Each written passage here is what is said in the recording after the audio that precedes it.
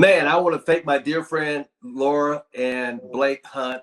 They're out in Ohio. Dear friends of mine, been known. They used to live here in Vegas and then moved from Vegas to Oregon. And we're going to hear about that. And then from Oregon to Ohio and how God led him. And Blake Hunt, man, no, guys, he's not related to Ethan Hunt from Mission Impossible. Will you tell our audience from around the world how long have we known each other? How long has it been? I would say probably around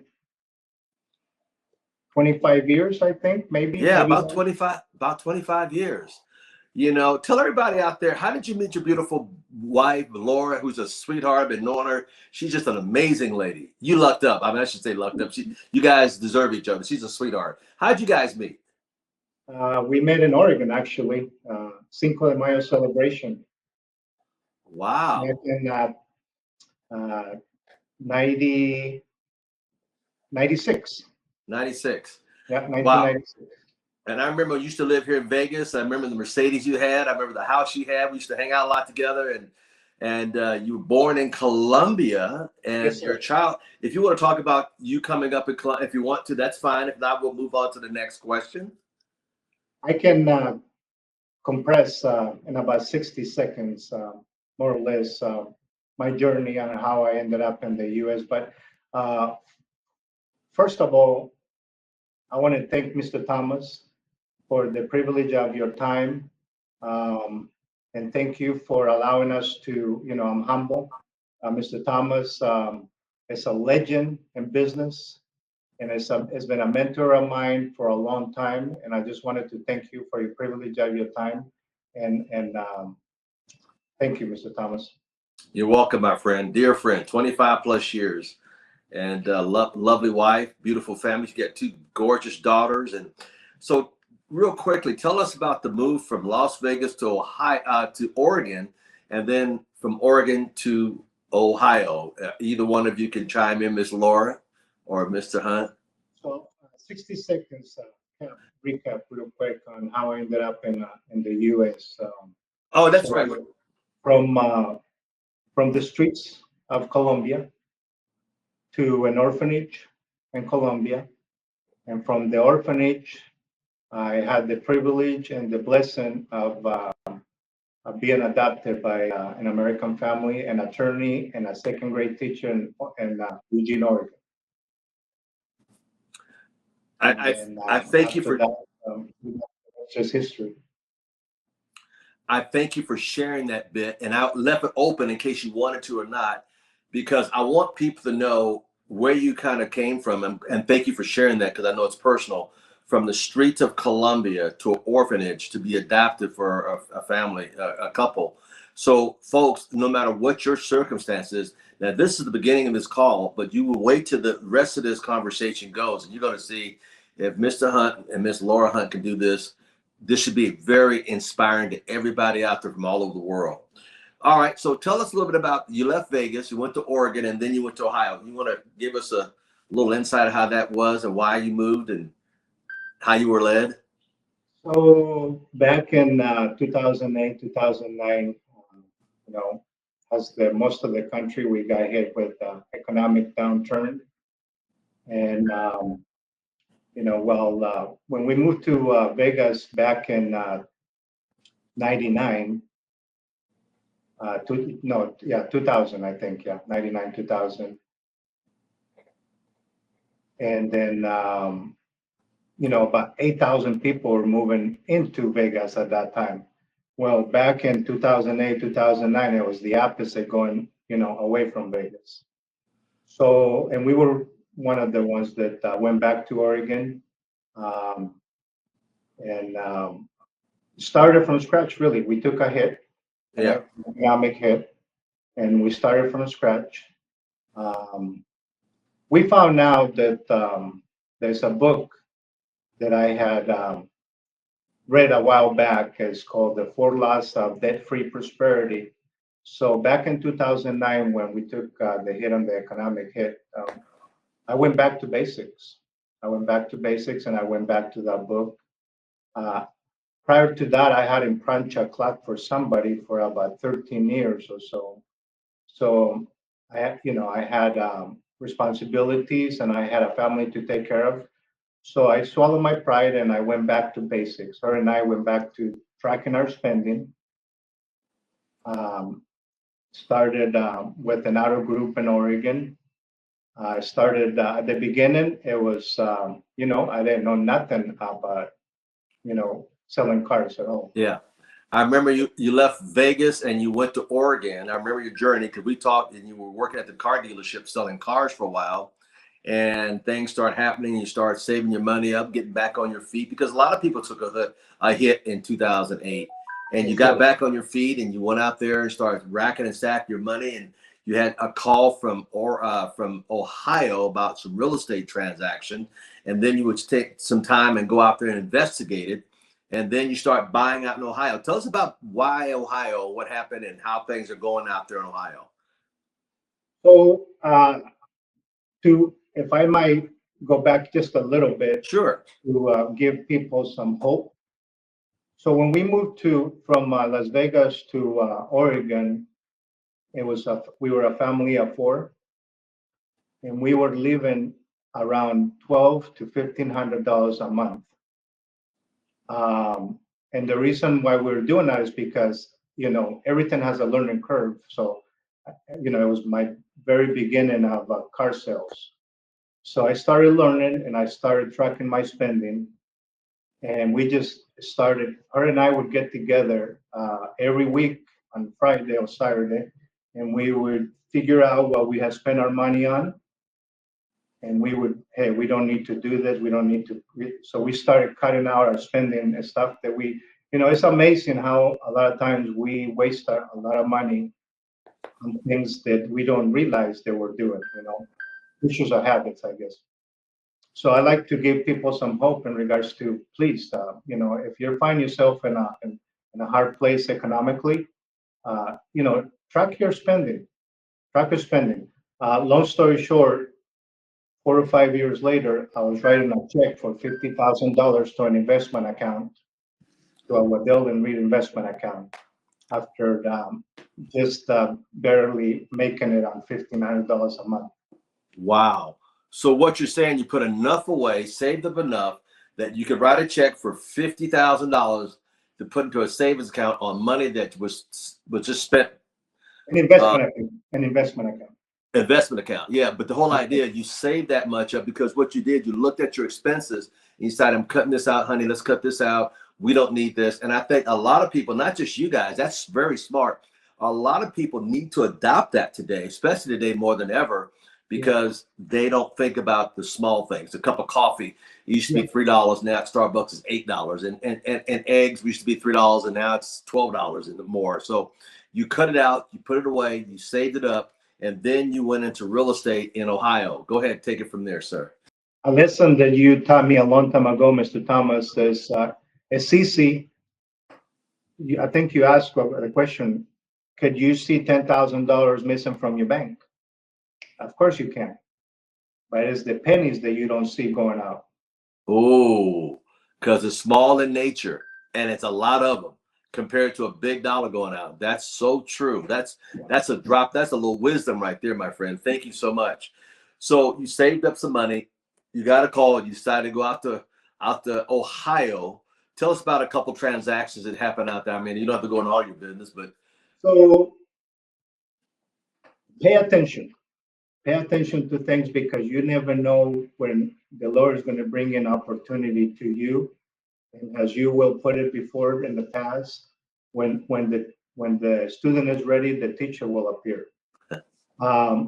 It came out of a casual conversation with a customer of mine that I have sold him probably about 5 or 6 cars to him and his family. And he said to me, he says, Blake, didn't you used to have a real estate, back in Vegas? I said, yeah, we had a triplex and a couple of houses. And he said, well, if you ever consider getting back into real estate, you might want to consider Ohio. The only thing that I knew about Ohio was the Buckeyes, the football team. That was it. And then, long story short, me being as curious as I've always been, I started, just doing scrolling and looking and investigating and then finding out. And I could not believe the price points over here in real estate, Mr. Thomas. So long story short, I started to do some homework on this side of the country and came out here, spent probably about 4 or 5 days with a good friend. Now he's become a good friend of mine, a real estate agent here, and saw some properties. And then, man, when you see the potential on things, and that's one of the things about me. When I see opportunity on something, I don't just dip my toe in it. I just jump full steam ahead, and that's what I did. Went back home. At that point in time, we were doing well enough in Oregon that we had bought a house, a nice house, and we had quite a bit of equity on the house. We refinanced our home, took some money out, and started with 4 units here in Ohio. 6 years later, we're now over 200 units. Wow. Yeah. That's amazing. 6 years later, folks, started refinanced his house, took the money, started buying a fourplex, and now he's got over 200 units. You heard of 6 years later. Let's leave it at that. So let's say he's doing very well, very well. I got a question for you. With the mindset, how do you stay motivated when things get rough? How do you stay motivated when things get rough? Or Miss Laura, you can even chime in if you like to on that one. Go ahead. So this is what we are all the time, and people are like, "Yeah, you guys always together." But we were meant to be together, so we like to be together, and we have arguments, good arguments, and then we have a strong characters. So when he's down, I have to be up, and when I'm down, he needs to be up. So we're always doing this. We balance each other very Yes. well, Mr. Thomas. So I found a good man, and Yeah. I think he found a good woman, and we work very good together. So it's not easy. It sounds easy saying 200 properties, but it's not. It's quite a journey. Yes, but if you have this dream and we just lift each other's up, and we do it for us, we do it to prayer. And we always pray about it. Every time we go into a project or something, we pray about it. And it works out for us. And I hope it works for many, many people, many, many couples. Just Believe in each other yes. and lift each other up. Yeah, that's such a blessing because power of prayer. Before we started this call, we prayed, and we talked. You and I prayed the other day. It's so important. Let's talk about failures and setbacks and encounter. How do you turn those things around when you have a setback? How do you turn those things around? How would you answer that question for our audience out here? Well, we practice. So every year I come up with a project at home. And it's not easy. And then he wants his way, I want this way, and we, go back and forth, back and forth. No, this is not gonna work. Oh, yes, it is. But it gives us practice when the tap gets going, we know that at the end it's gonna work out. So every year I have a project at home, and then it's a practice for us because sometimes we don't know what we're doing. We have zero idea what we're doing. And we say, why are we doing this? But it's practice for us. So when we do these kind of challenges, oh, okay, I know we know what to do. We're just gonna take some time and we're gonna figure it out. Right.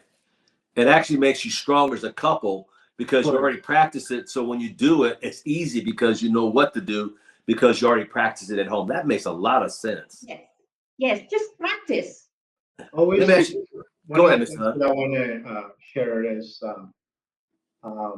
find yourself, whether you have a significant other or somebody, find somebody that you trust and believe in you to bounce things off of them before you make a decision. is very important. She's become one of my best, for lack of a better word, tennis players, so to speak, when it comes to bouncing back and forth ideas off of her.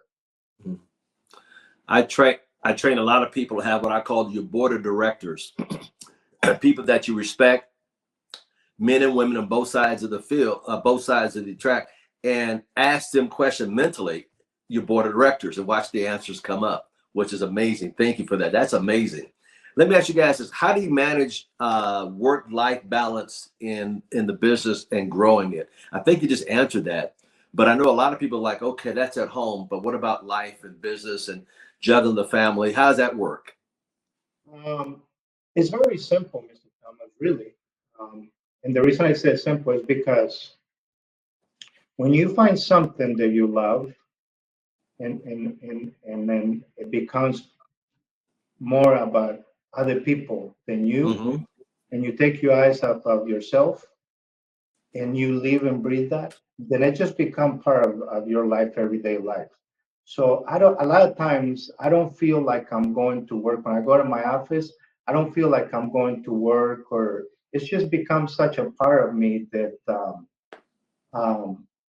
I don't find it hard, really, Mm-hmm.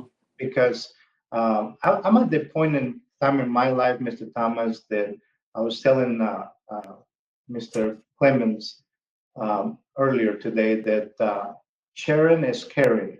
So the more I share, and that's one of the things that I found out, the more I share my testimony with others, if I can help somebody, bring an idea, or lift somebody up that day, then I have served that my purpose for that day.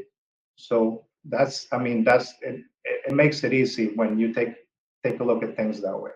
Yeah. Now I know I've been up there, Ohio. I've seen the real estate, the blocks of real estate, and I noticed, you have an office and then you have a full-time assistant. Folks, you got a full-time. If you got that many units, you have to Yeah, have help. And I we mean, have, we have a team. We have a team. yeah, I'm going to talk about your team.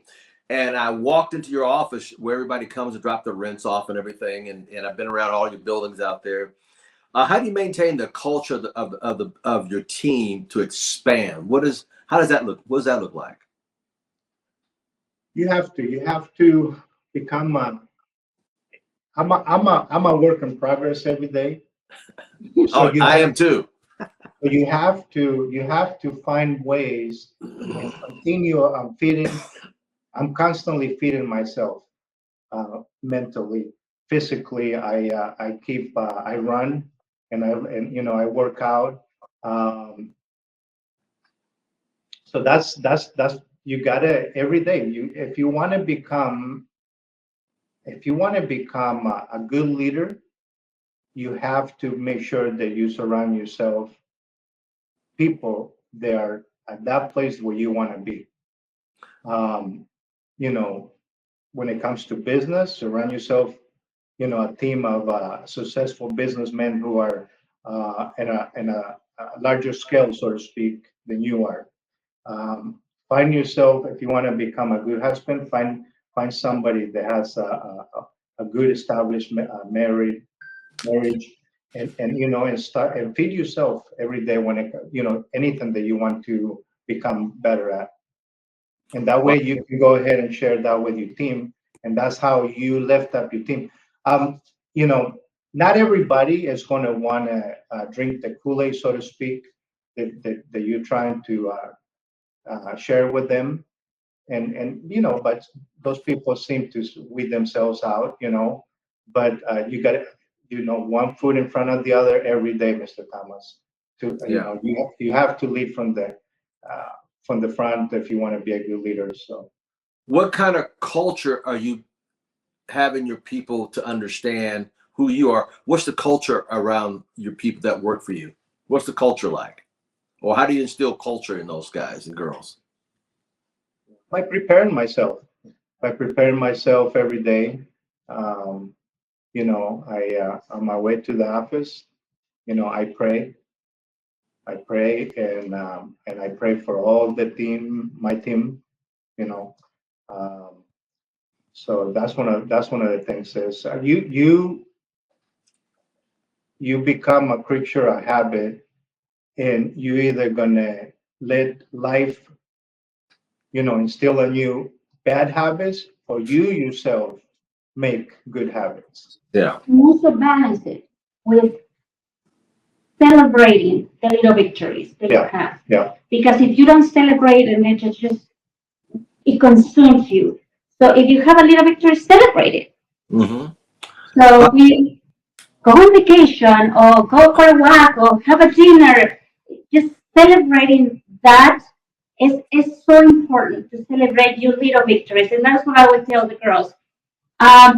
If you feel like you did something special today, let's talk about it. Let's celebrate that because that gives you hope and energy to keep going and to do more. yep. You recharge your batteries, so to Yes. speak. Very good. Let me ask you guys this. What's the best piece of advice you could receive from another entrepreneur or mentors? What's some of the best advice that you received through the years? Be you. Be you. Be yourself. Whatever it is you have something. We all special. We are unique. So when you pass that to others, then and talk about it. Whatever it is that your dreams are, whatever it is that you have, if you share with somebody and let them know who you are, I think this for me it's very because I'm an introvert a lot. I don't want the spotlight. I want to go behind. Blake is a spotlight. He likes the spotlight. I don't. So this is new territory for me. But somebody said, "Well, just go for it and be yourself." It's like, oh wow, okay, Find out what your gifts are. yeah, Find out what Yeah. your gifts are.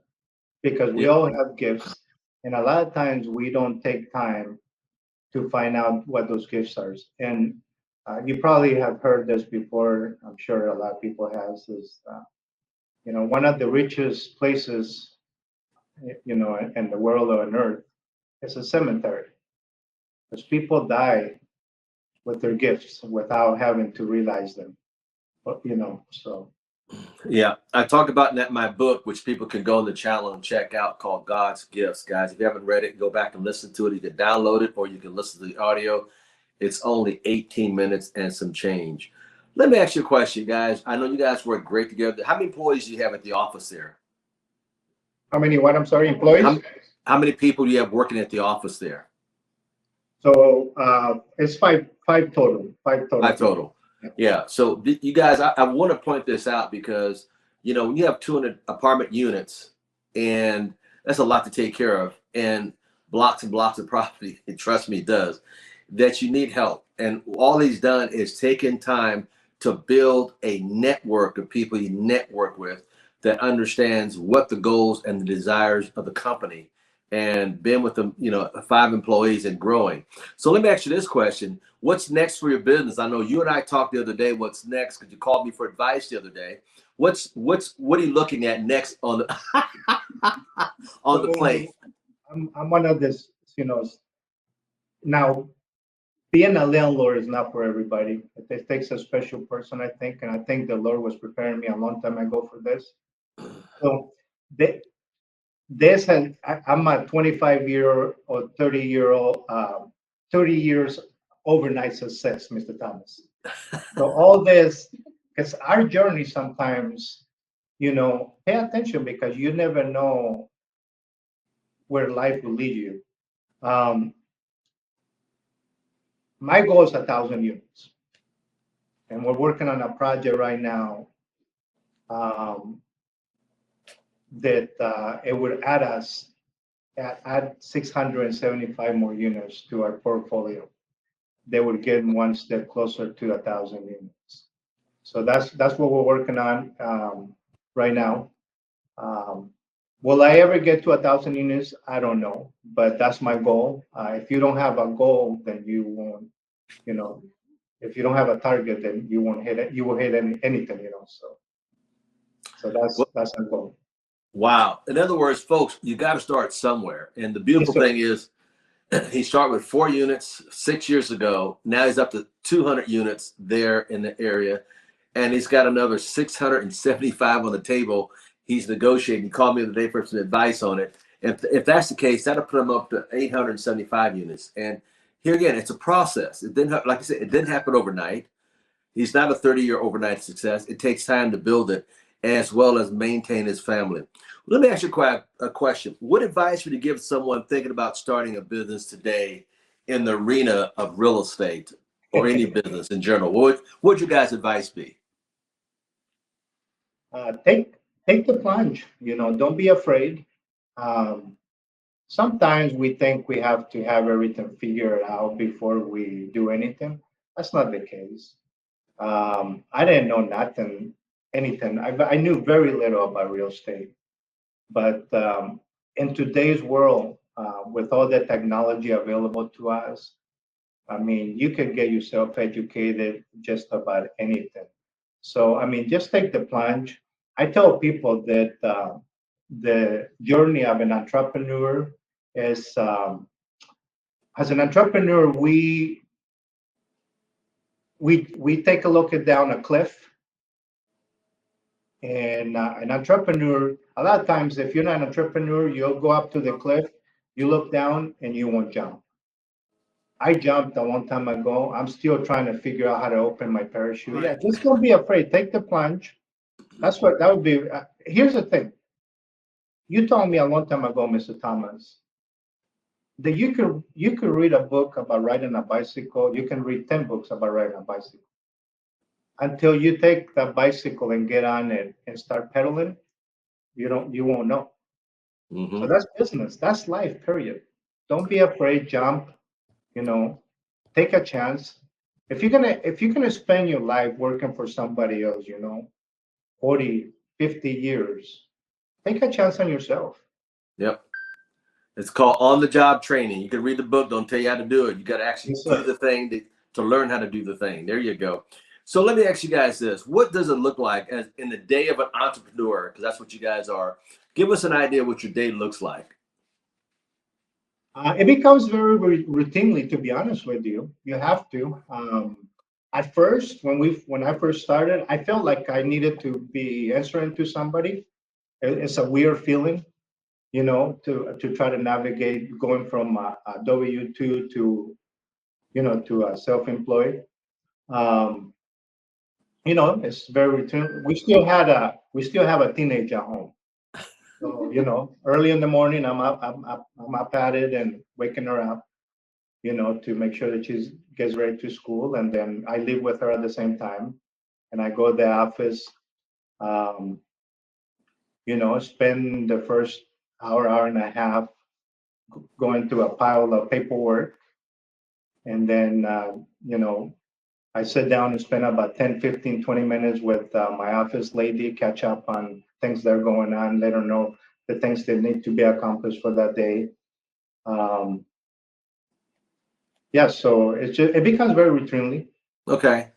That's great. Miss Laura, what about you? Because I know you're at home. I know you're in the background. I know you're not at the office that much.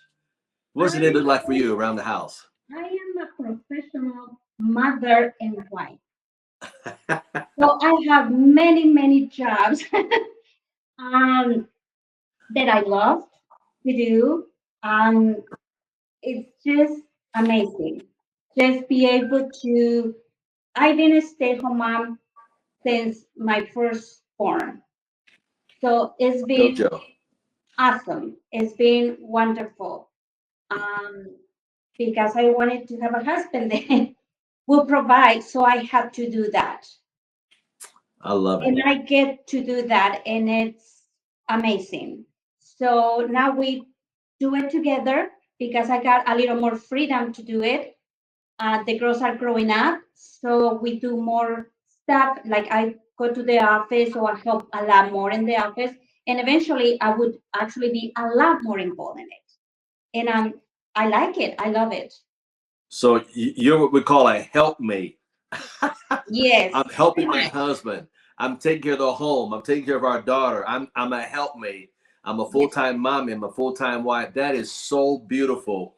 And boy, that's a blessing. That's scripture. I love it. I love it. Let me ask you guys this question here. What are there any books or podcasts that are or things that you like enjoying reading, or that helps you stay focused even when you may have burnout or not? What is there anything you like to on a regular basis? Yeah, Mr. Thomas. A lot of people watching this will probably are familiar with Mr. the late Jim Rome. Yeah, oh yeah.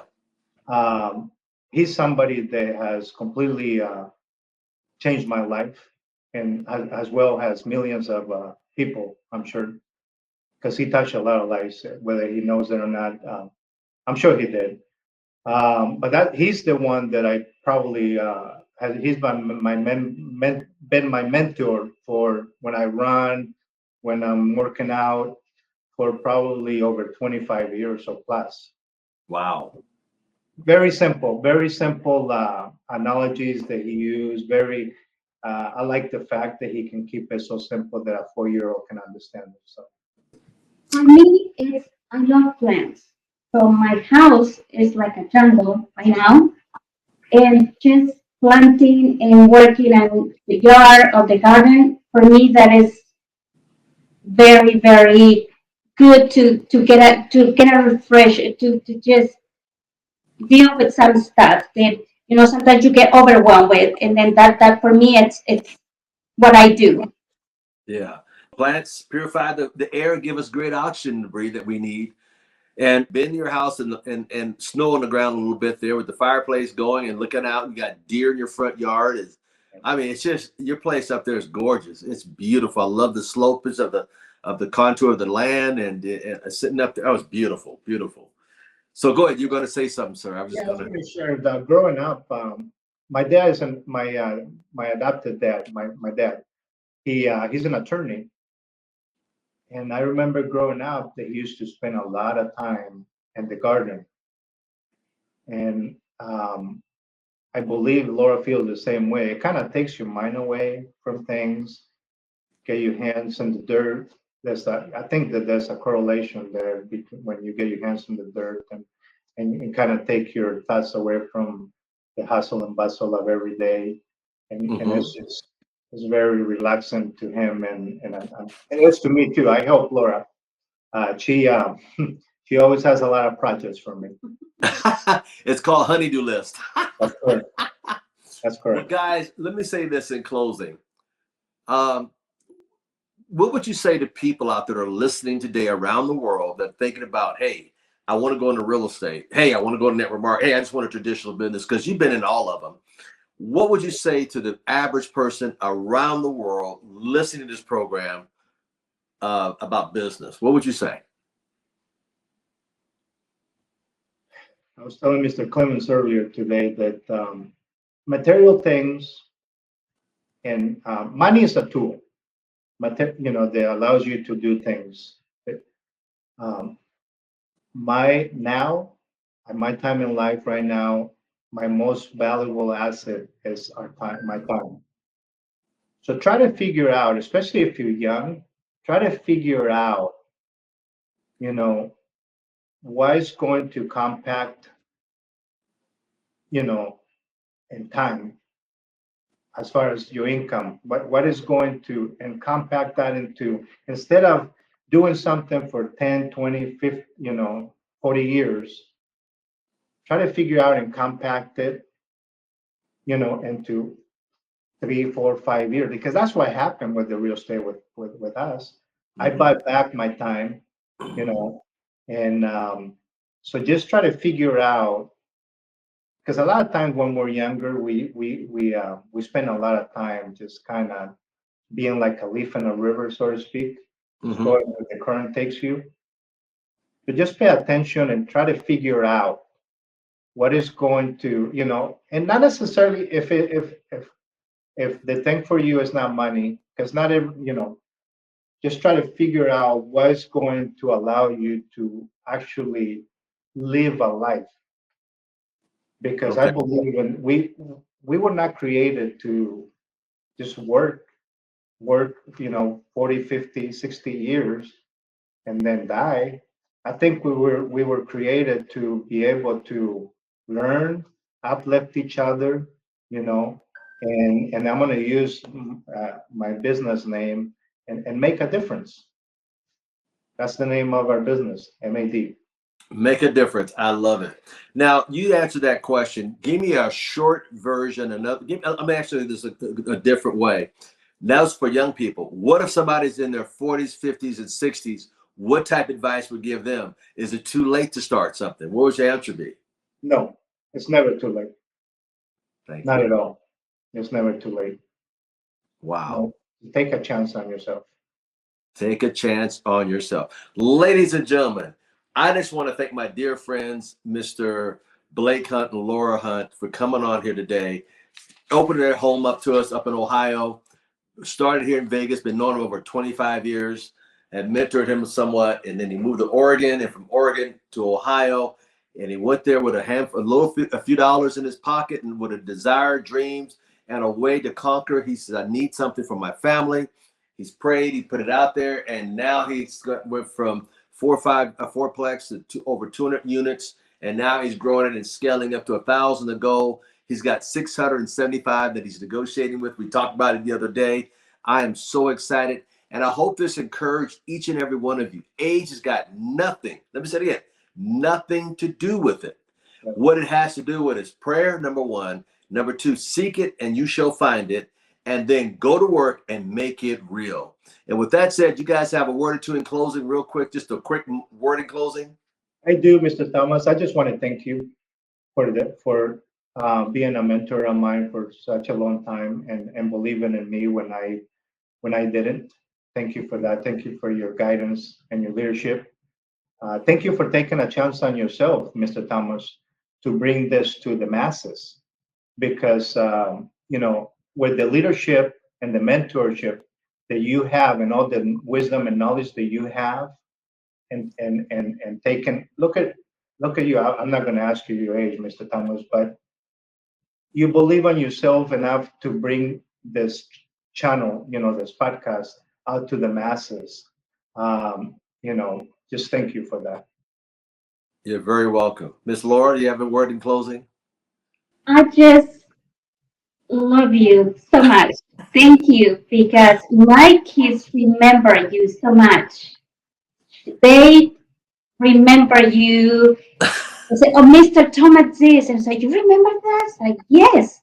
So we have great memories of you. Yeah. Great memories, and you are very, very dear in this household. You come anytime and visit us here. Thank you so much, Miss Laura. They have two beautiful daughters. Man, I remember JoJo was born, and then your other. I mean, it's just amazing. Ladies, here's one of my 21 millionaires that I helped create right here, and his lovely wife. Been knowing him 25 years, up in Ohio, building an empire, and from real estate to network marketing, back to real estate, and doing a fantastic job of it. I'm so proud of both of you, because I know not only that, it makes me feel good that you guys are helping other people around the world, not only just in your town, but seeing the light of God in you and seeing that you can do it and see you can be a Christian, to see that it's possible. A gentleman that comes all the way from the streets of Colombia to be into the orphanage, to be adopted, to come to America, find a beautiful wife, then come to Vegas, to go back to Oregon, then go from Oregon to the other Ohio and build an empire. That's all God, guys. And that's because he's faithful. And I just want to share with each and every one of you out there, you can too. I don't care what the odds are against you. I don't care what you think's against you. As long as you keep him first, you got a shot at it. Hey, guys, thank you so much. God bless everybody out there. Hey, don't forget to hit the subscribe button, hit the bell notification, and we'll see you soon. Take care. God bless. And as always, we'll see you at the top, or we'll see you over the top. Have a blessed day.